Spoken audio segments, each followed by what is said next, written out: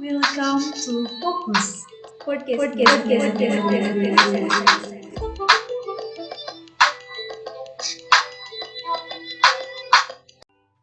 Bismillahirrahmanirrahim. Assalamualaikum warahmatullahi wabarakatuh. Alhamdulillahi wassallallahu ala nabiyyi wa mustafahu. Halo teman-teman Fokuser, bagaimana kabarnya? Semoga dalam keadaan baik-baik saja ya. Kembali lagi bersama saya Nenggina Rahmawati sebagai host atau podcaster di episode 2 podcastnya KMM Pusat ini. Dan pada kali ini kita ditemani oleh narasumber yang istimewa dan inspirasi. Beliau merupakan awardee dari Korean Government Scholarship. Beliau juga merupakan aktivis ya, karena pernah menjadi ketua KMN UPI pada tahun 2016. Sekretaris Perguna Kota Bandung, sekarang masih menjadi program koordinator Opreducate, juga pembina IRMA Jawa Barat. Betul ya, Kang? Betul, dan alhamdulillah tahun ini juga dipercaya sebagai anggota MPO KMNU Pusat periode 2021-2022. Masya Allah. Kemarin juga gabung sama ini ya, Kang, Santri Mendunia gitu. Oh iya, alhamdulillah itu sebenarnya jabatan baru. Mungkin bukan jabatan amanah baru. Aku belum nyebutin nama Akang. Nah, boleh nih Kang perkenalan terlebih dahulu. Ya, terima kasih atas kesempatannya. Nama saya Muhammad Irfan Syah Maulana, biasa dipanggil Irfan atau dipanggil Ipang oleh teman-teman dekat. Alhamdulillah, sekarang saya sedang berada di Korea Selatan. Saya telah selesai menamatkan pendidikan S1 di Universitas Pendidikan Indonesia di UPI Bandung tahun 2016 sampai 2020. Apakah Kang hanya kuliah di sana atau sambil kerja? Atau sambil organisasi, atau mungkin Akang juga sambil syuting drama Korea gitu? Saya tinggal di Korea Selatan ini, niat utamanya itu sih dalam rangka tafakur gitu ya, menghayati ciptaan Allah gitu di muka bumi ini, karena kan Korea juga sama-sama muka bumi yang diciptakan oleh Allah. Jadi ingin melihat sebuah romansa kehidupan yang jauh dari kepercayaan terhadap eksistensi agama. Berbeda dengan di Indonesia, orang-orangnya candu terhadap agama. Yang kita tahu bahwa penduduk Korea Selatan ini hampir lebih dari 50%, setengah penduduknya itu tidak punya agama. Dan saya coba untuk mentafakurinya, memikirkannya agar jadi pembelajaran, serta juga jadi hikmah gitu. Dan mungkin bisa ikut serta mengisi kehidupan itu dengan nilai-nilai agama Islam yang telah saya anut sejak dari kecil. Dan juga di sini kebetulan oleh Allah Subhanahu wa taala diberikan kesempatan untuk sekaligus menimba ilmu sebagai mahasiswa pasca sarjana di Kota Daegu. Ini kota metropolitan terbesar ketiga di Korea Selatan setelah kota Busan dan juga Incheon, tentunya setelah ibu kota Seoul. Jadi saya di sini sedang menempuh studi, juga sekaligus menjadi research assistant di laboratorium salah satu profesor di sini. Jadi saya mendapatkan uang saku itu dari pemerintah Korea Selatan, juga dari universitas, hasil dari kerja riset yang saya lakukan di sini, seperti itu. Apa Akang lebih memilih Korea gitu? Karena saya juga pernah dengar gitu ya, dulu tuh sebelum Akang ke Korea udah diterima beasiswa Thailand, tapi kenapa Korea menjadi negara pilihan Akang gitu? Apakah memang kualitas pendidikannya bagus atau kan apa gitu, Kang? Iya. Jadi awalnya itu saya daftar ke beberapa beasiswa gitu ya, dan diterima alhamdulillah di beberapa beasiswa juga, walaupun tidak semua. Dan akhirnya memutuskan untuk memilih ke Korea ini.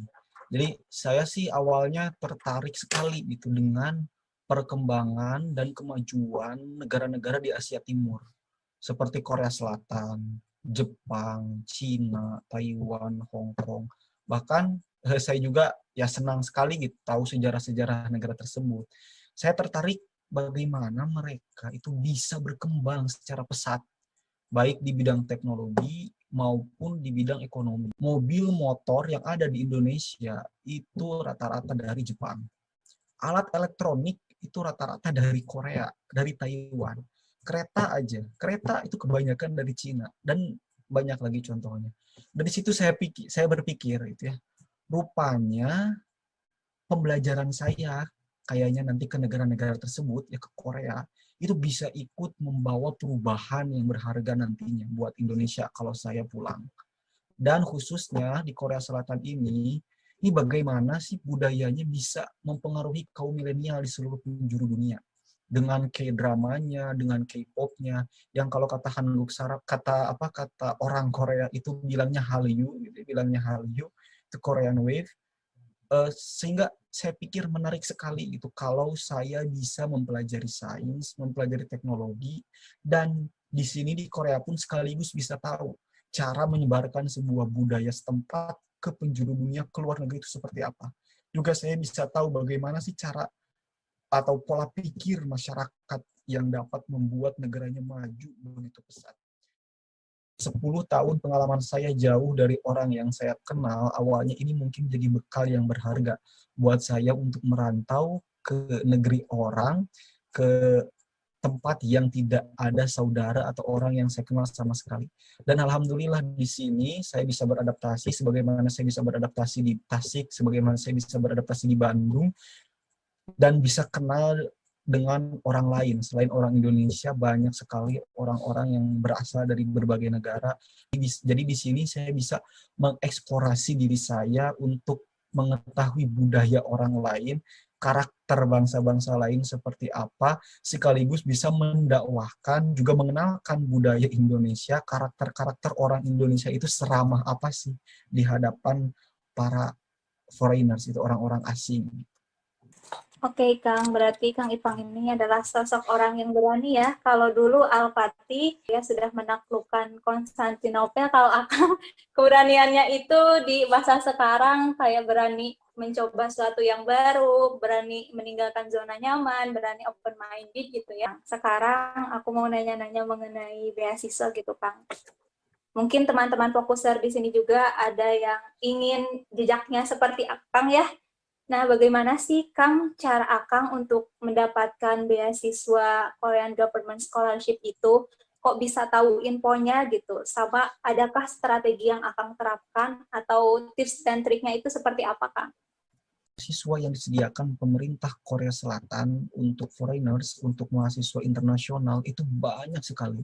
Pemerintah Korea itu berpikir, daripada uang negaranya diberikan atau disumbangkan ke penduduknya yang belum tentu uang itu digunakan untuk apa, dan belum tentu uang itu peruntukannya itu belum jelas. Jadi pemerintah Korea berpikir lebih baik uang negaranya itu yang dimaksimalkan untuk pendidikan, di mana nantinya para penerima beasiswa ya seperti saya itu mendapatkan uang dari pemerintah Korea Selatan. Dan selama para penerima beasiswa hidup di sini, pastikan uangnya dibelanjakan, pasti uang saku kita itu dibelanjakan, gak mungkin kita simpan. Di mana kita bisa hidup di sini kalau uangnya disimpan? Uang yang dari pemerintah Korea itu kita belanjakan, beli makan, beli pakaian, atau jalan-jalan.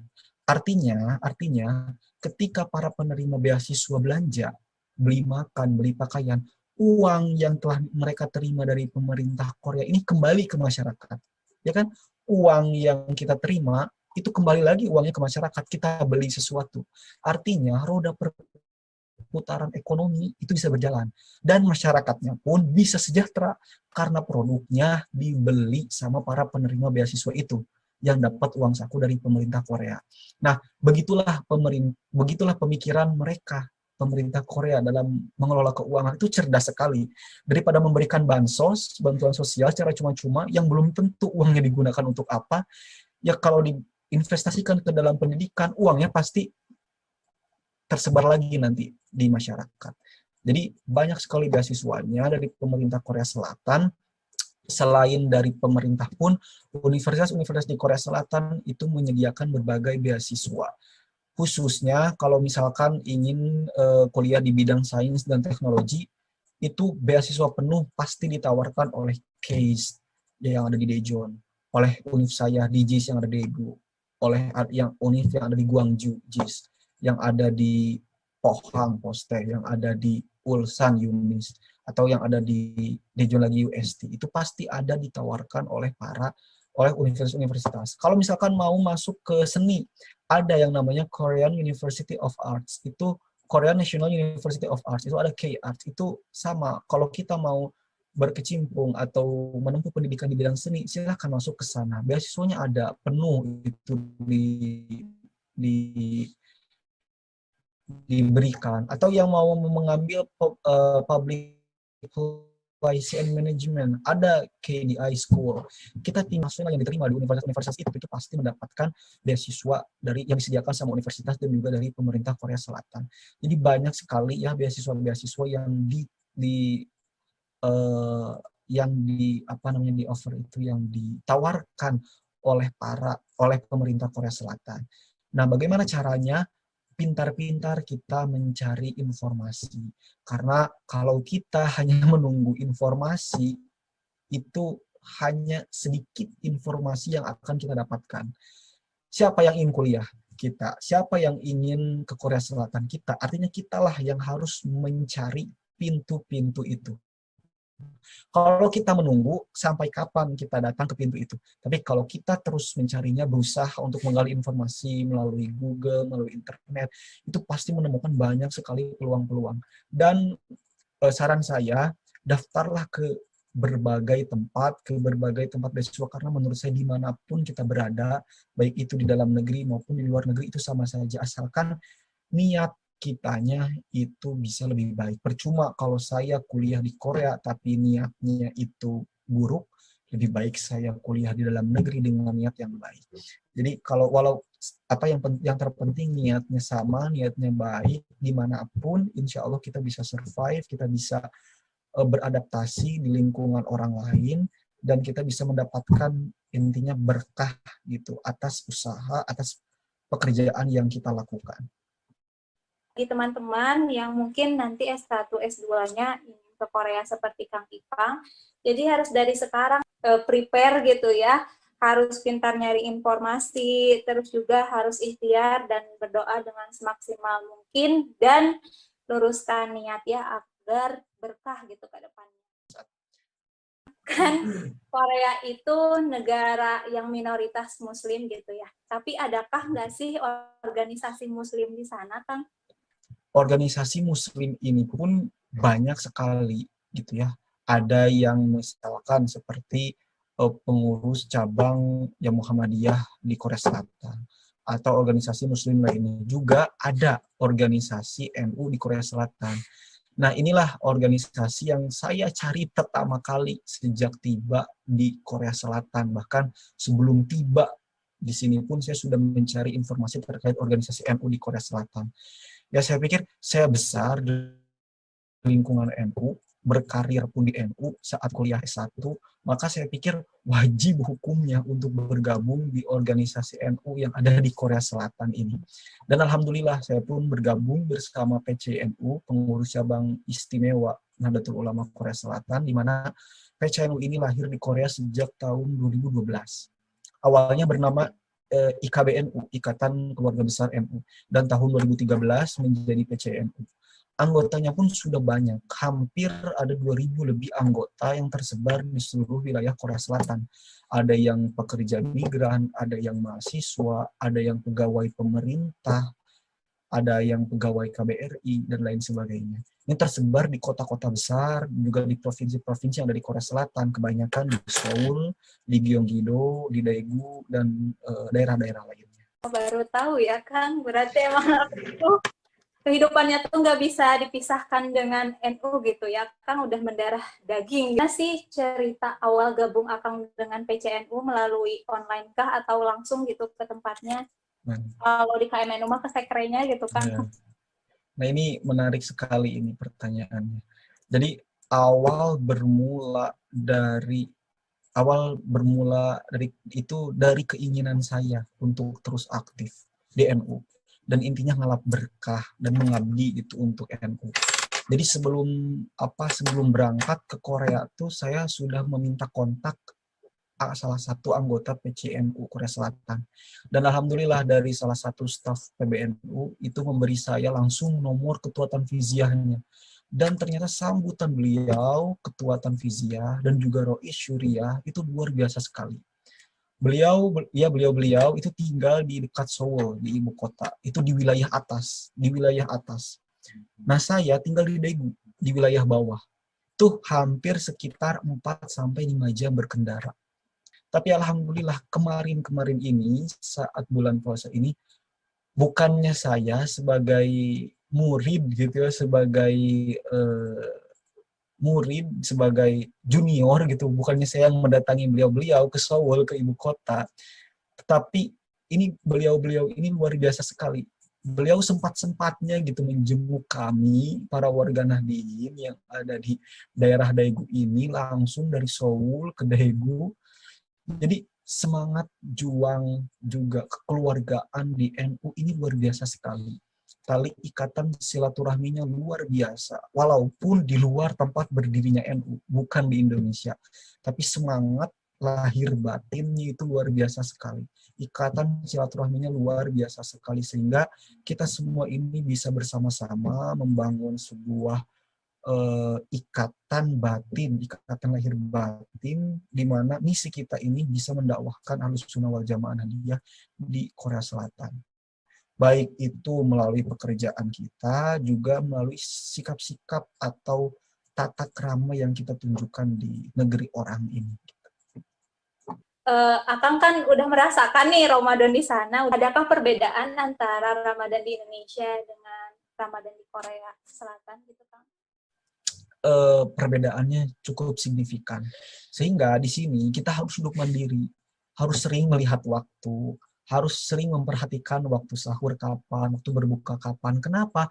Karena tidak ada kumandang azan di sini yang akan terdengar oleh kita, walaupun di dalam masjid ada, tapi itu tidak mungkin terdengar keluar. Kemudian juga tidak ada sahur keliling seperti Indonesia yang membangunkan orang-orang untuk sahur. Jadi kemandirian dan kebijaksanaan untuk melaksanakan ibadah puasa itu sangat diperlukan.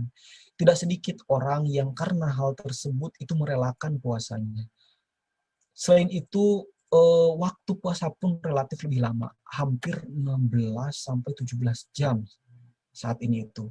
Jadi sejak jam 3 sampai 4 pagi ya sahur, sampai jam 7, jam 8 malam itu baru bisa berbuka. Jam 8 malam itu baru bisa berbuka karena mataharinya baru terbenam sekitar jam segitu. Jadi baru gelap itu jam 7, jam 8.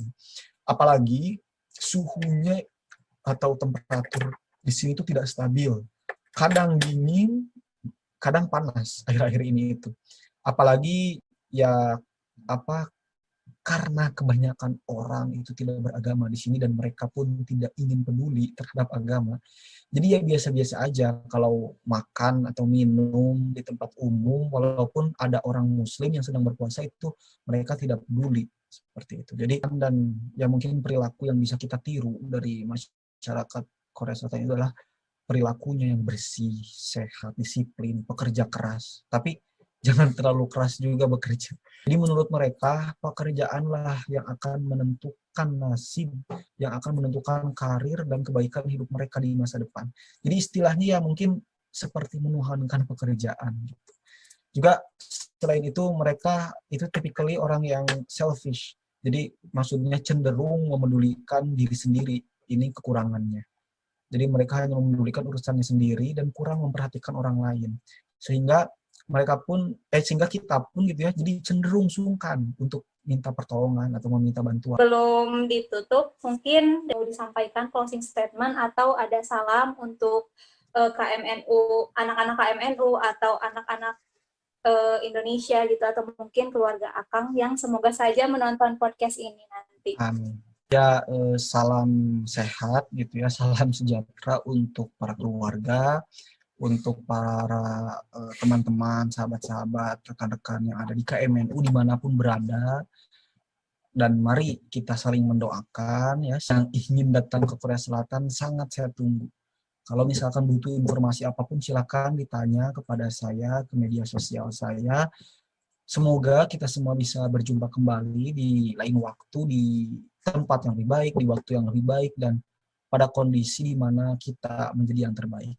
Semoga kita semua terus bisa mengekspresikan diri kita dalam beribadah dan juga bisa mengaktifkan diri kita untuk melakukan hal-hal yang positif, hal-hal yang bisa membuat diri kita lebih baik, yang bisa membuat negara kita lebih baik, dan bisa membuat agama kita lebih baik. Juga pesan untuk anggota KMNU, mari kita terus aktifkan syiar dakwah Ahlussunnah wal Jamaah Nahdiyah di media sosial, juga di lingkungan masyarakat kita, dan kita niatkan untuk berikhlas bekerja dan juga berorganisasi, berkhidmat di KMNU agar berkahnya akan kita rasakan di kemudian hari. Entah itu besok, entah itu bulan depan, entah itu tahun depan, entah itu kapan, tapi kita harus yakin bahwa keberkahan itu akan kita rasakan selama kita masih hidup di dunia ini. Seperti itu. Terima kasih saya ucapkan kepada Kang Muhammad Irfan Syah Maulana yang telah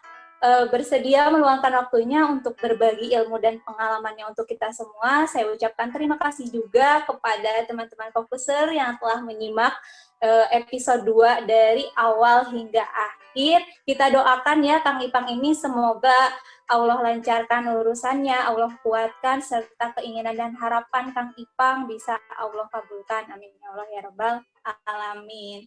Saya Nengrina Rahmawati mewakili pengurus KMN Pusat mengucapkan mohon maaf. Assalamualaikum warahmatullahi wabarakatuh. See you on the next podcast.